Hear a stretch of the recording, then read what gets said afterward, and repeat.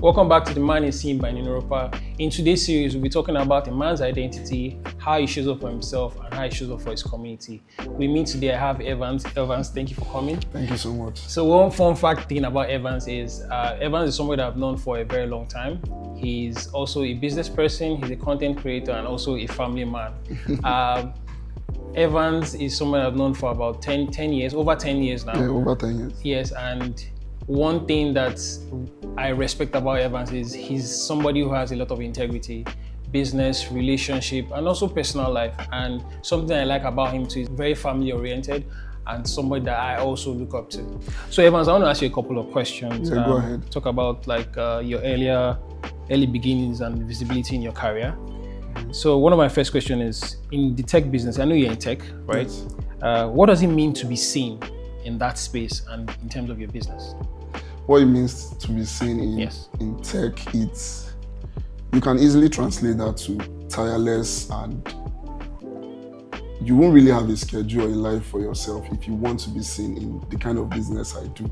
So it takes a lot of work, a lot of behind the scenes that we don't really get to show people, but you don't have holidays, no days off. You have to put in money into content, advertisement, because even businesses like, let's say, Coca-Cola, Sprite, and all these other big brands that are popular, they still do adverts and put money into those kind of things. So in today's world, tech business requires you to do a lot of that too, where you have to put in a lot of money, effort, and you have to basically just give up your life for business. So I want to also buttress on that question. So how does that being seen affect your own personal life? In the early years of business, it's affected me, but now I've kind of found a balance. I have a balance now between work and my personal life, but it's 50-50. I have to give work as much attention as I give family and every other thing I have. So that's the way it affects my life. Great, fantastic. So I look at your WhatsApp stories a lot, and I see that you post your kids, your family, and I know you're very big on family. So as a father, how do you think your visibility has affected your family and your own self? Okay, so I try as much as possible not to let my personal life or my business affect my family, in the sense that I don't get to save numbers of people I don't want to know anything about me. So if you're seeing my WhatsApp status, then your family as well. That's kind of intentional. So that's the way I do it. I try to stay as private as I can be. Okay, so I'll move on to my next question. Thing about leadership and manhood. When people look at you today, do you feel they see Evans or they see your brand?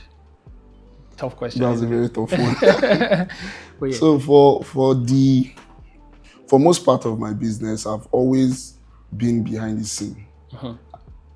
I think I just started showing my face recently. Yeah, I know. So you did like an introduction. Yes, exactly. So I've always been behind the scenes. So my business is way more popular than I am. And when people look at me, I'm very interested about yourself in person. Okay, when people look at me, they actually see the business as well. They see just the business because, like I said, I'm very private. So anything you know about me, it has to be in line with what I do. Okay. So that's it. All right, so I'll move on to confidence, style, and your confidence and style. I feel like confidence and style, they go hand in hand, because if you're a stylish person, I believe that it comes some sense of confidence, because it takes somebody who's very confident to be able to pull off some certain looks in terms of your fashion items and how you look. I mean, you look fantastic today. Thank you. So it's one of those things. So yes, okay. My question is, what's that one time that your style gave you credibility in? It could be like a boardroom, it could be like a business meeting, you could have been with meeting with investors, and what's that one style that makes you stand out? Yes. The funny thing about this question is that there's this time, I was not in Nigeria actually, I was in Dubai then. Okay. And I was putting on one of your pieces. There's this gray piece I have. I like that. That outfit is so comfortable. So I had it on. I went to meet. There was this business I'm trying to do. I was trying to get somebody on board to do business with me, and that was the first time I'm meeting him. He complimented my outfit, and I think I was wearing there's one perfume my wife got for me, and because of that alone, the guy looked at me and he was like, "You're somebody I can work with." Yeah, but though we had some other meetings afterwards, but that alone actually made that meeting very successful. I also feel that, I mean, for me, I feel like sometimes when I'm put together, I smell nice, I dress well, I think there's no place I can go to, and that kind of, it makes me feel extremely not that I'm not confident as a person, but I feel like your outfit or what you wear is also like an armor, and it then just adds to your confidence level. So thank you for answering that. True. You have won in Europa before, right? Which of those pieces, I think you mentioned it already, but I want us to take that question again. Which of the pieces or like clothing item you got from Europa made you stand out the most? So far, I think I have more than 10 in Europa pieces in my wardrobe. Yeah. But there's this, I think there are like 2. Okay. There's one that is gray. Okay, so it's like a 2-piece. Yeah, a 2-piece, gray. And the problem is I always forget the names of those collections. They are very complicated. They are very, very complicated. I try to make them stand out. So there's one that is gray. It's a 2-piece. Then I have another one that is also dark gray. I think I saw that outfit on you. Did I order it? Yes, I know. Stripe. Yes, I know. So those 2 are like my go-to. Any day, anytime. Fantastic. So a man is not complete without lessons of growth and failure, right? So a man who's doing well, a man who is very successful must have failed at some point in his life. And I want us to talk about that, right? Being a businessman means facing failures head on. Right? Can you share one failure that really set you back, and how were you able to come out of it? I know it's a very personal question, but I really like to know that. It's very personal, but failure. I don't think I failed. I don't think I failed. So you're saying that everything you've set out to do, you've always been able to accomplish them? Every single thing. That's fantastic. That's fantastic. Because I always try to take calculated risk, and that's like major. That's like very important to me. So I don't embark on anything that I know is not certain, even though you don't have 100% certainty. But I always try to have at least 60% progress rate or 60% success rate before I go into anything. And so far, that has worked for me. Yeah. To be honest, I failed recently. I failed recently, and it's personal. But I mean, having this conversation with you, I feel like it's something I probably would share a little bit of it, and I think that it kind of set me back in. But I feel like it also propelled me to do something different. It made me think, not like I wasn't thinking for myself, but I decided to do things different. I decided to do things my way, and for once, and see that, do you know what? You actually can do this thing. So I have this mindset that whatever it is that I put my mind to, I set my mind to do, I feel like I'll be able to achieve. But I'm also expectant. I'm not running away from failure. If I fail, it's like, what's the worst that can happen? You can fail, but I mean, the most important thing is, once you fail, take these lessons and then do something better. So okay, and thank you for sharing. To better explain, I think I've had losses, but I've not failed. Would you classify losses as failures? It depends on how you look at it. I classify losses as losses and failure as failure. Failures. Because I feel you can come back from both. Whatever you lose, you can regain. If you fail, you can always bounce back up. But I will not say I failed. Yes, but I've had a lot of losses in business. We've talked about failures. We've talked about a little bit of achievements too. I want us to talk about legacy and visibility, right? And a lot of men don't talk about their legacy. We just talk about, oh, I want to make money, I want to look good, I want to get like a family, and that's really it. So I want us to discuss more about that. So at the end of the day, how do you want to be seen? I mean, like I said, you're family oriented, and I know that you're big on your family too. Now, how do you want to be seen by your kids and by your peers? Okay, so by my kids, I want them to see me as somebody who tried. Like I want them to always see me as that man who is always putting in work to do everything for them. Then I'm by my peers or by my business, let me put it that way. I recently I created a goal where I wanted to create a space where I educate people, because I came to realize that a lot of people do not even have enough education about what I do. That is tech, gadgets. They just buy them.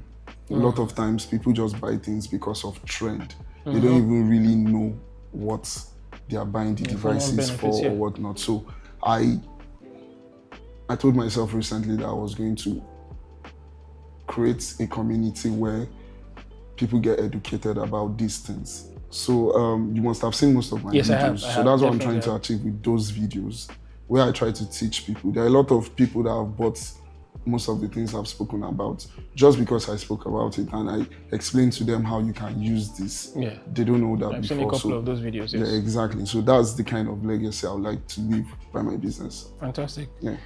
Okay, so I've asked you a couple of questions. I think your answers have been very, very brilliant. I think they've been very, very personal. Okay. And I'll ask you 3 more questions to go. So there's just going to be like fire-up questions, right? Okay. So tell me one tech gadget that you can't live without. My tablet. I thought you were going to say your phone. No, my tablet. Why? Why a tablet though? With my tablet, I can literally leave my phone and my laptop, and it's like a combination of both worlds. Yes. So I like Samsung. So I use a Samsung tablet. I can make calls on it. I use basically all the apps on it. And I can also do what I can do on my laptop. So most times when I'm with that tablet, my phone does not exist. Oh, yeah. So you have both like your laptop the best of and both worlds. Yeah. Fantastic. Your go-to dad outfit when you're rushing out of the house. Emphasis on dad outfits. My God, it will sound like I'm hyping you, but it's an Europa outfit. I have. No, you're not hyping me. I have this particular Europa outfit. Okay. It's very easy to put on. You know, there's a way you make this outfit. The one I'm talking about has this elastic waist. Okay. So you just wear this and you're out, and you still look good. In it, yeah. Okay. Thank you. So, one piece of advice for young men trying to be seen. Please, in when career. You say young, please be clear. Okay, because I'm young. I mean, you're young, but like, okay, what advice would you? 16. I'm 12. So, what advice would you give somebody who's trying to come up to be seen in their career? So, emphasis on being seen. The only advice I can give is I will ask you to work, because we live in a generation where everybody expects it to be easy and handed to you. Yes, they don't want to really put in, like a lot of people don't want to really put in the work. Everybody, for some reason, have started believing that it's easy. You cannot come from nothing and be something, and they don't want to even put in the work. They don't want to try. So my advice would be just try. Put in the work, show up. Show up. Yes, Consistent. That would be my advice. Yeah, that's something I've also learned recently. Is like, people talk about hard work, but something that a lot of people don't talk about is being consistent. Even when it is not convenient, you just have to do it. Even when you're not being able to do 100%, you do. Some days you do 5, some days you do 10, some days you do 100. But what's most important is showing up every day and just putting in that steady work, steady grind. I'll come for classes. This advice, I'll come for classes. So you keep inspiring me. I'm inspiring you. Fantastic. So, what's one big myth about manhood today? That's a very deep question. I have to take a minute or two to think about my answer. You have all the time in the world. The one I would have touched on is actually not. There was a time when being a man, you cannot be seen vulnerable.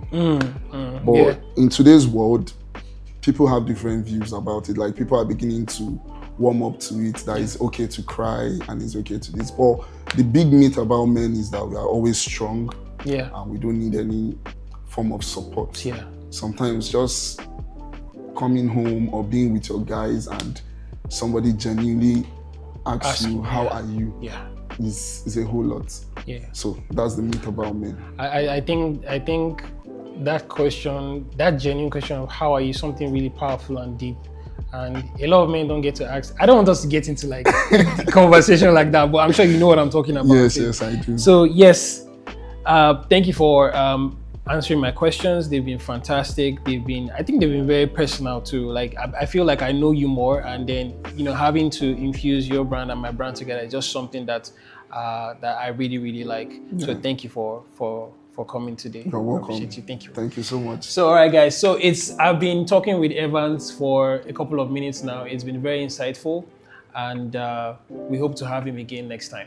So you can follow our social media page at Ninoropa on Instagram and on YouTube, Ninoropa. Thank you.